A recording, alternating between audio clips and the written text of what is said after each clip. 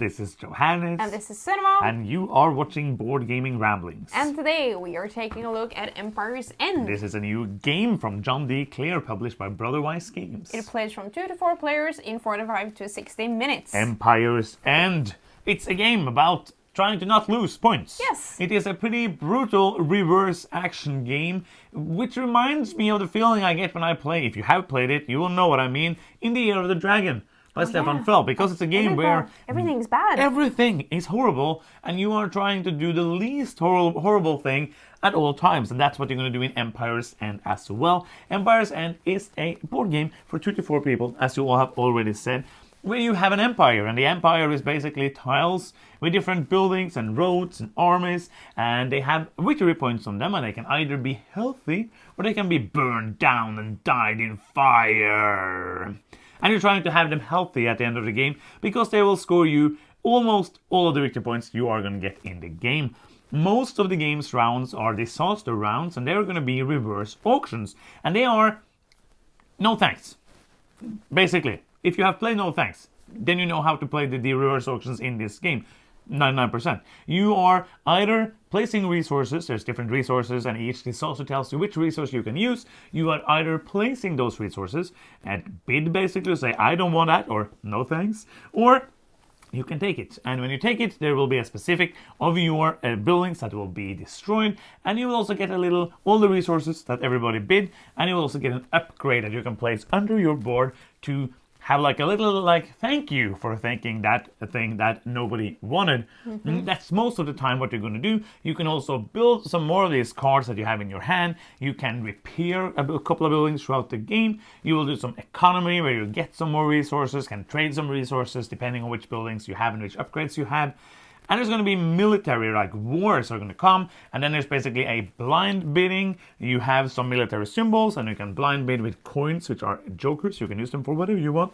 And you also have some axes. You will show them. And the player who has the most is going to get some bonuses, and everybody gets some bonuses. Some will have to do some mixing around of their tiles. And after you are done moving the pawn all the way to the end of the board, the player who still have some victory points left, and the most of them, is going to be the winner of Empire's End. We have played this game, but we have also, before we played it, and while we played it, and after we played it, we looked at it with our eyes. And we are so lucky to have an expert on eyes in the studio. Here she is, Sunniva! Yes, thank you for all the applause.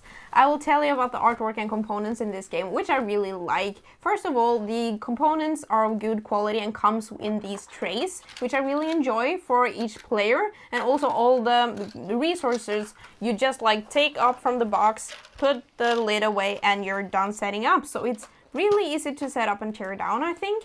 I love how all the locations, when they are destroyed, you have these flames that are overlaid, which is really cool. And I also like the overall artwork on this game. I would have loved it if there were actual flames on them.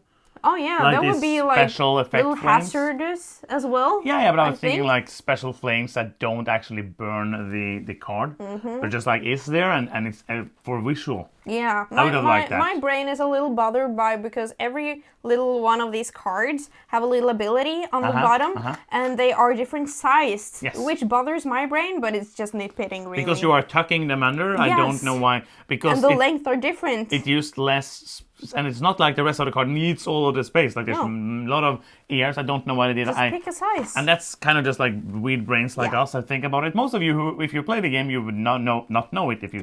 We already hadn't talked about it. The game also comes with one of my favorite things in the world. Rulebooks. A rulebook. Yeah. That sounds sad. I love rulebooks. But I think it actually is one of your favorite things. Nah, they're just a means to an end. It's not I don't really need to play the game. I just want to read the rulebook and I will be happy. Makes sense. The rulebook is, I will see, it's about 20 pages long, but there's a lot of it. It's examples. The rules are very straightforward. This is, you have a couple of different phases, and most of them are very simple. Most of them is basically you have the economy phase. You see, what green cards do I have? I can do what's on the green cards. And most of the symbols are very simple and easy to read. I will say that the rulebook is going to get 1 fire, and 2 fires. Is that good in this pretense? I don't know, but it's a good rulebook. Okay, cool. I will say that I enjoyed the rulebook. It was simple and easy to get the game played. We played the game with players. Yeah, nice transition. Yes. We have played it with 3 and 4 players, and it has taken us between 60 and 90 minutes. Yes, and the box says 45 to 60, and I think like the 60 minutes was for 3 players, and I felt like the game was flowing well. The 90 minutes was with a newborn baby. Yeah. Just so you know, it was And there. she was really slow taking her turns. It was insane. Yes. Yeah. She wasn't actually playing. Yeah, no. It's nice that you clarify that. Yes, I want. Yeah. Just to make sure you understand, we're not stupid enough to play with a newborn baby. No, but she was there, so it took a bit of time. But the game, I feel like you can play it. If 4 people know the game, maybe 60 minutes, but I think like at least like at the most 75 minutes, that's going to be a problem. Yeah, I think 60 minutes is doable. Yeah, Absolutely. I enjoyed both player counts. Yeah. We haven't played 2. I was like thinking about doing it, but there's just so many games, and playing a auction game with 2 is not like highest on my priority list. Yeah, I think that this game would work theoretically with 2, but I really like having a third player to like, so it doesn't feel like this head-to-head, like straight, like everything that I get that is negative is positive for you. It evens it out with more players. I like that. I agree. So, Empire's End is a reverse auction game, and as I said in the beginning, this is basically John DeClaire has sat down and played No Thanks and was like, what if this was a board game instead of a little card game? And that's basically what he did.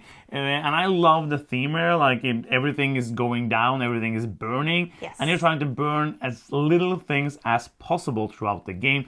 So it's a reverse auction game. So if you don't know reverse auction games, there's not that many of them. It's basically, instead of you wanting what is out for auction, you don't want it. So you're going to flip a disaster. It's going to tell you which of your buildings, or like which numbered building, like you have the buildings in a row from 1 to 11, which one of them are going to get destroyed. And then you bid. On the card also is which resources you can bid. So on my turn, I have to bid one of them. Sometimes it's going to be a double disaster, so I have to bid them both, or I can take one. And like in No Thanks, when you take the card, you are going to get the resources and a little, but you also get like a little ability. So what's interesting here is that sometimes it's horrible to lose a card, because one of the buildings is like worth 32 points. Yeah. I don't think you're going to win the game without that building intact at the end of the game. It's going to be hard, depending on, of course, if everybody else also have lost that building. But 30 points is a lot when you end up with around like 100 and something. Yes. 30 points is a lot of that scoring. Absolutely. So you have buildings that are scoring from like 5 to 32. 3 to 32. 3 to 32, yeah. okay. Yes. So, and later in the game, you get to move around the buildings. Yes. So, for example, sometimes it can be that you really don't want that thing, because like 2 of the players have their 32, but I moved it, so I maybe have my 8. Yeah. And then it's starting to get interesting. And then you'll be like, okay, so you really don't want that 32 to get destroyed, so I can like see how much resources can I like drag out of you before you either take the fall or I get a lot of resources. You want your like losses or wins. You win the auction, but in a bad way. You kind of lose it. Yeah, you decide to end it, basically. Yes, so you want it to be kind of worth it. Either that the building isn't worth that much, or you get resources, which is good, which maybe can keep you in a more important auction later. Yeah, and especially early in the game, I sometimes feel like, okay, this might be my 17-point building, and it's going to cost a lot of hammers to repair it. Yes. But I have the whole game to try to get those hammers at the end of the game. The problem, of course, is that I also need those hammers to bid on all these 60,000 disasters that are coming. So it's very like a hard balance. You kind of, and I agree with you. Like it's like a definition question. Yeah. But you talked about it feeling kind of like a push your luck element. Yes, because sometimes I have a building that is actually not that hard. Like it's not that bad for it to be destroyed. Yeah. But I want you to not get that cheap out of it. So I want to like get more resources. So then I'm trying to see like how long can I stay in the game before you will take it. So it's a little push your luck feeling. Yeah, I feel like. And I agree with you on that, like the feeling of it, because it's interesting because we spoke a bit before we filmed about like a reverse auction, and it kind of is the same kind of feeling. The only difference, of course, you get the resources. Yeah, which I really think is a cool mechanism. Yeah, and it's the same from No Thanks, and it's basically if you hadn't had that, nobody would ever take anything. You would Well, you would, because if you didn't get, if you, for example, had to have the resources last the entire game, you had to pick your battles in that way. Yeah, But it would be a horrible game. Another game. And not a fun one. But the thing is that when you have a normal auction and it seems like you want the thing, and it's my turn, I don't really want the thing, but I don't want you to have it for like 8 money. That's true. So I'm pushing up the price. Yeah.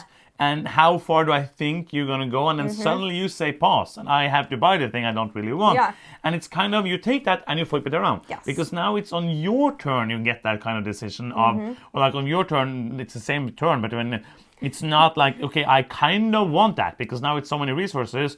Do I want to push it to the next round? Yes. Do I think that you're going to take it? But many times when we played the last time, I was like, I really hope you take it. Yeah. And every time, sometimes you know you're not going to take it, so you do that. And sometimes when you stopped and was thinking, I was trying to sit there and be like, don't have any feelings in my face, because I cannot bid anymore for that, and I cannot take it. And I think it's really cool because you have this little queue that you can like look for when people are like running out of resources, because then they are starting to bid their gold. Yes. Because those are jokers, and then you know that those people are in big trouble. Yeah, they soon have to take it, and but then they will get all the resources. That's true. Another thing that makes the auction cool is that the buildings also have abilities in themselves. So maybe I really want that ability, then I don't want that to be destroyed now, right before this phase that I get to use it. And also the cards that you chuck under them are going to upgrade that building, so when that building is destroyed, you're not going to get to use those abilities. Yes. So, as I said, most of the game is going to be these disaster rounds, and then you're going to have some other ones. I don't think we need to go like in high detail on them. No. But basically, as I said, you get income. Yeah.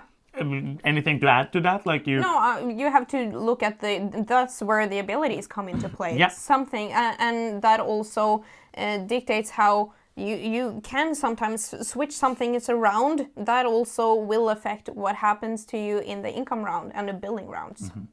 And you also have the building round where you get to play some cards from your hand, and those are like the disasters, and those don't matter. It's only the abilities.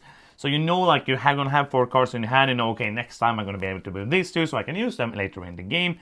And you also can like kind of sell 1 or 2 to get gold, and you will get new cards. But like, there's not too much to talk about there. Like that's basically just using those different mechanisms. The meat of this is the disaster phase. It is, but it's really nice to get a break from it. Yes. It's so nice to get a break from the bad things happening. Because you always feel like, oh, now next round, oh, it's going to be a double disaster this time, and now a disaster. Oh, and it's some income, taking some resources. So at least I have some resources to use. Next time there's a double disaster. You also have the military. Yeah. Because you will flip a card, it's going to be random how important it is. That's kind of a... If you go heavy on destroying your military, all the times you play it, I try to keep my military high. And I think that's it felt important because there's quite a few points to get from there. Absolutely. I had like 25 points more than you before the game ended. Yeah, and that lead won you the game. Absolutely. Yay! Yeah. I did win something. I'm the best at winning board games. But I feel like the military kind of is the most... It's like it's beneficial to either keep your military high. What I like about it, because you will see a card on the screen, hopefully. It should be there. It's a card there now where you see like there's tires. So like if you have nothing, you're gonna lose stuff. But if you have like, for example, 5+, you're gonna get something. And if you have 8+, you're gonna get some more. And if you have 9+, you're gonna get even more. And if you're the winner, you're going to get like a bonus point and bonus resource. And I enjoy that because then you know like, okay, I have only 3, but I know if I use 2 of them, I'm going to at least get some points. Yes, I agree. So you get something either way, like if you are bidding something like more than 2. But I like that you can actually go for doing that. And the thing is that if everybody who doesn't win have to move something around. Yeah, and that can... It depends. Like for many times, it doesn't matter at all. Yeah. But sometimes it will destroy your whole plan. Yes, the first time we played, I had this synergy because some of the abilities are final scorings as well. Yeah. And I had some synergies that really interacted with the things that are adjacent to them, and it flipped it all around, and it was destroying my plans. So I lost a ton of money or points, just like flipping those around. Yeah, so who do you think this game is for, and what do you think the weight of the game is? I think this is a light to medium game, and I think if you like auction games, Yeah. like no thanks, but like wanted a step up from that because it's definitely more involved, games that have interaction. It's still like Euro games. You're just like converting resources, kind of, but Not really, but but sometimes. you're not yeah. combating. There's No. no miniatures in this game, Nope. there are absolutely interaction in this game. It is a very interesting reverse auction game. So if you, as you said, like basically if you like auctions and you want something that's very different, I think you will enjoy it. You have to like games where everything is bad. Yeah, you have to accept that you will get your points taken from you brutally. Yeah, basically you're going to start with more points that you end the game with. Yeah. Like you are losing points and you're trying to lose the least amount of points. So if you know you're going to be frustrated by that, then this game is not going to be for you. That's true. But if you like that feeling of hopelessness and trying to beat that hopelessness and get the most out of it, then I think you will enjoy it. So are you ready for some final thoughts? I almost stopped. Are you ready for some final thoughts? Yes, I Before am. we do that, if you are new to the channel or you just here for the 10th time and you haven't done so yet, then you can help us out in a very big way, which is cheap, free, and easy for you and for me. And that is by giving us a victory point. And we get victory points when you click that subscribe button. You can also click the bell to get notifications every time we post a new video. And now, final thoughts time. And is it fun? Empire's End. Now it's your turn. Okay. It didn't rhyme. No, but it's fine. I like Empire's End. I don't like No Thanks at all. I hate it. I think the game is probably good, but I don't like it. No, you don't. I dislike it very much. I don't think if it's clear. This is not No Thanks, by the way. This is a game called Yes. Empire's End. You know, But here I it like is, that. Empire's End. I think that Empire's End is a really cool game. I think that it has taken No Thanks and made it to a fun game. And I like how you are all like throughout the game you're always managing your risks, both in the auction but also between the auctions. I feel like saying, okay, how much do I have? Can I survive the next one as well? Do I have to take this now? Or you took that. That was my plan. I have no resources left. Let's hope it's not my 32 that will be auctioned away right now. I think this is an absolutely solid game, so I'm going to give it a 7. Okay, Empire's End. I love auction games. And I love this game. I think it's a very good game. I think it's very different. Like, it's a game that feels different from everything else we played this year. Like, I haven't played any game this year that felt like this. I love In the Air of the Dragon, and this kind of is the only other game I played in that category where everything is bad. Like, there's some couple of things here and there. It was like, you see some light and be like, oh, I can do this nice little thing. And then somebody comes and say like, no, you can't. You will lose everything you own. And I like that. I enjoy that John DeClaire took No Thanks and elevated it into something really good. I enjoy No Thanks. I think No Thanks is a good game. I played it a lot, mostly without you. Yes. Luckily for you and for everybody else who's involved. But I think that for me, this is a game. Bye. No, I like it. I basically enjoy everything about it. I enjoy the tense feeling you get when you hope that you're not going to have to take the car that you really can't take. I love the happiness inside of me when you took the car that I really couldn't take. I love trying to overthrow you other people inside the brains of trying to find out what you want to do, what I want to do, and try to be the best.